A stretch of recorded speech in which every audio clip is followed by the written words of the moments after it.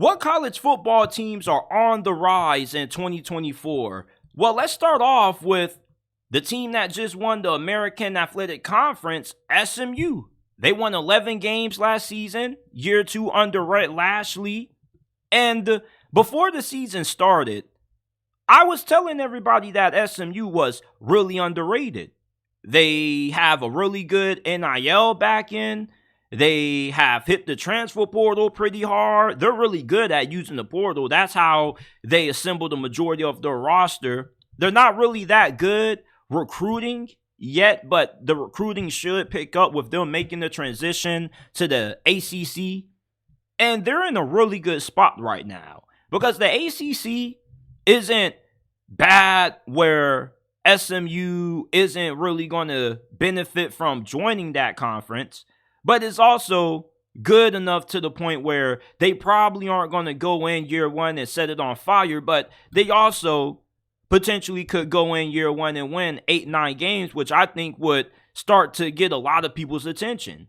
And Rhett Lashlee, he's somebody that's going to be a hot candidate for any of the big head coaching jobs that open up at the end of this year. I thought that he was going to get interviewed for the Texas A&M job, but it wasn't really a lot of traction with that. His first season at SMU, 7 wins. Last year, only 2 losses, 11 wins. Or 3 losses, 11 wins. So they went 11-3 in his second season. And year 3, you got Preston Stone coming back. He is coming off a concerning injury, but you got a lot of talent. You're utilizing the transfer portal pretty well, and the recruiting should pick up. So SMU is definitely a team that is on the up and up in 2024. And if you remember anything about this program back in their glory days, back in the 70s and 80s when it was illegal to pay players, this was a damn good team. And imagine what they can do now that everything that they got in trouble for in the past is now legal to do. So in the ACC, this could be the catapult to SMU getting back to being a powerhouse nationally. Missouri is one of those programs that people think is going to come back down to earth this year because last year was one of those Cinderella seasons. You know, every single year in college football, we have a team that nobody expects to be that good. They've been coming off a couple of down years, and all of a sudden, they end up being one of the best teams in college football. They win the New Year's Six bowl game, and everybody's wondering if they can sustain their success next season. Missouri isn't one of those teams. They're not one of those Cinderella stories that they're only good for one season. Next year, they come back and they're garbage. If you look at what Eli Drinkwitz has done in his first couple of years in Missouri, he's completely transformed this program. All right, they are recruiting at a level that we haven't seen them recruit at in a while. They are pretty much getting the majority of the best players coming out of the state. And you wouldn't really consider Missouri to be a state that's talent rich when it comes to high school football, but they have gotten 2 of the last couple of number 1 players to come out of the state of Missouri, Luther Burden, and they just got the 6th best defensive end, who is also number 1 ranked player in the state. And overall, their recruiting efforts have been pretty good. They signed the 21st ranked recruiting class this season or this offseason. And back in 2023, the recruiting class ranked 34th. They also utilized the transfer portal well. They got the 13th best transfer portal class coming into this year. And last year, they were pretty good at utilizing the portal as well. And based on what they have coming back on offense, Brady Cook, Luther Burden, you got an experienced offensive line. This could be a top 3 offense, top 5 offense in the Southeastern Conference this season. Defensively, they got a lot of experience that departed for the NFL, and they also lost their defensive coordinator to LSU. But Eli Drinkwitz has a really good eye for good coaches. He has one of the best staffs in America. Missouri, they got a lot of momentum right now. They may not win 11 games this season, But they still should be a 9-10 win team this season. I don't think that this program is riding off the coattails of a Cinderella story year. This is a program that they're here to stay, and they're for real, and they're getting a lot of momentum in recruiting, and they're utilizing NIL. So look out for Missouri, man. If you think that Missouri's in for a fall off, they're going to surprise you. Miami is also another team that's going to surprise people this year because they've been down for a very long time. The only time Miami has been relevant in the past 10 years was when they went to the Orange Bowl and got whacked by Wisconsin under Mark Richt, and they had Malik Rozier, and that's when they really made the turnover chain a big national thing. But outside of that, you got to go all the way back to the early 2000s when people were actually talking about Miami on a national level. But 2024 might be the season that the Hurricanes have a slight resurgence. Are they going to be able to win a national championship? No.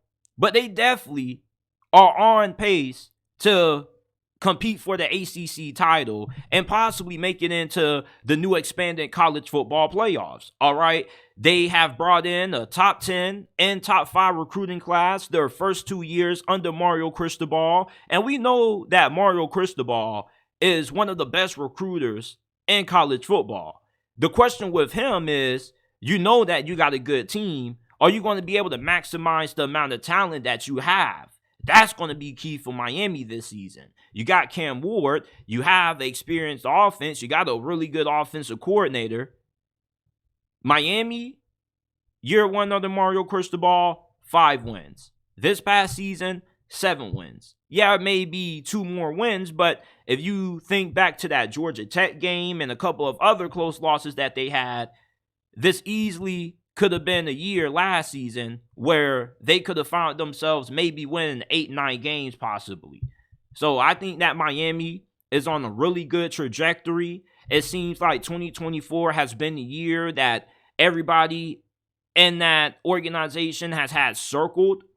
And I think that this is going to be a very big season for the... Does it piss you off how much you pay for your monthly phone bill? Why are you getting frustrated when our partner Mint Mobile has plans as low as $15 a month that give you unlimited talk and text on the nation's largest 5G network? Stop getting frustrated with how much you spend on your monthly phone bill and go to trymintmobile.com/JT Sports and description and pin comment down below to get access to premium wireless for only $15 a month. That's only $15 a month. Switching to Mint is easy. It only takes 15 minutes to do. If you're pissed off with how much you pay for your monthly phone bill, switch to Mint Mobile today and go to trymintmobile.com/JT Sports in description and pin comment down below to get premium wireless for only $15 a month. Stop getting upset with how much you spend on your monthly phone bill and switch to Mint Mobile today. Miami Hurricanes, in terms of what we see them do on the field and how they're going to fare in the ACC now that FSU is back and Clemson looks like they're trying to make a comeback also. Nebraska football has been down since I first got into watching college football. All right, they've been irrelevant. This program is pretty much at the bottom of the bottom. But there was a lot of things that Matt Rule showed in his first season as the head coach for the Cornhuskers that gives me a lot of optimism about the direction that Nebraska's heading in under Coach Rule. You know, they got a big-time quarterback recruit and Dylan Raiola, who is the second best quarterback coming out of this past year's recruiting cycle.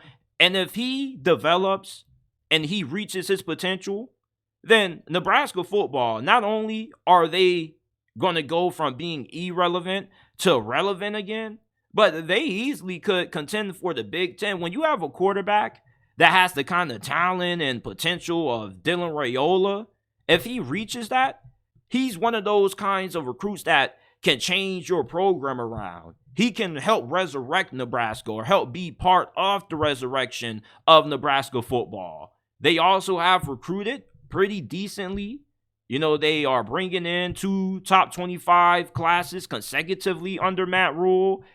And last year, yeah, they didn't make it to a bowl game. They went 5-7, but if a couple of those one possession games would have went their way, they could have easily been a 7-win team. And we are looking at them a lot differently going into this season than what we are, right now. With the fact that they're coming off a 5-7 record. But even then, 6 of the losses were one possession games.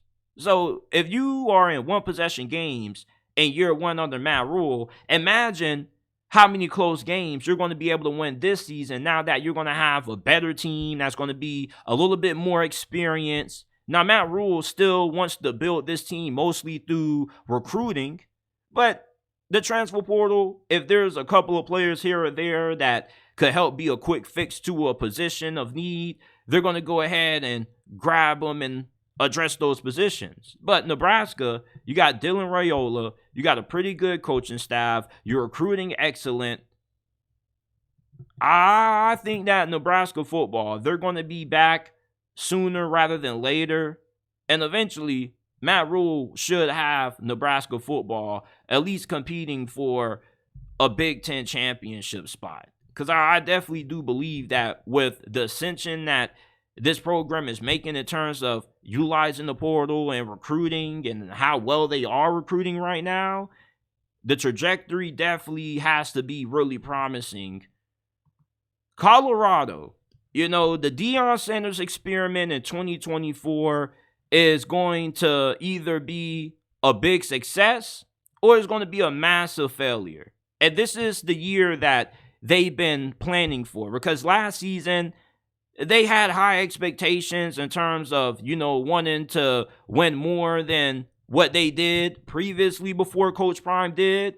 And that definitely they were able to achieve. But they felt like they could have done a little bit more. But this season, though, now that you have a year under your belt, you're bringing in more recruits and transfers that fit your philosophy of how you want to run your football program.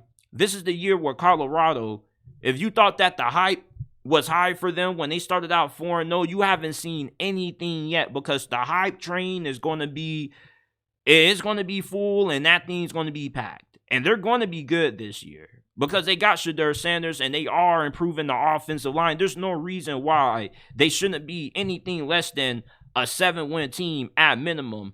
When you think about them making the transition from the Pac-12 to the Big 12, the gap between them and everybody else, there isn't one at all. It's pretty much Utah, Kansas State, maybe Oklahoma State, and then everybody else is on an even playing field.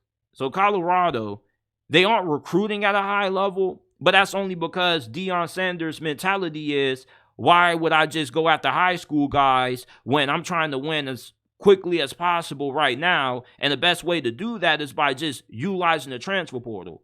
He's running Colorado like a football program. They're treating the transfer portal like it's free agency. So Colorado, 2024 is the year that they had circled when they first arrived to Boulder last year. Last year, they pretty much knew that they weren't going to be that great, but they were just going to try to put something together, and they did the best job they could. But this season, this is really where you should see Colorado looking like the team that Deion Sanders wants. Auburn. Auburn, for some reason, they are one of those programs that they have a lot of potential.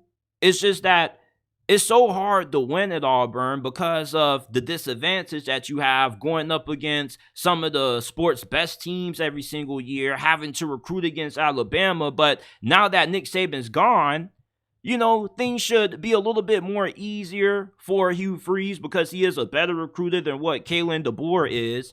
And we've seen that on full display because in his first full-time year being the head coach at Auburn, they had the 10th best recruiting class. They also did a really good job in the transfer portal last year. A lot of those guys that they got out of the portal are still there. There's a lot of potential. All they need is development.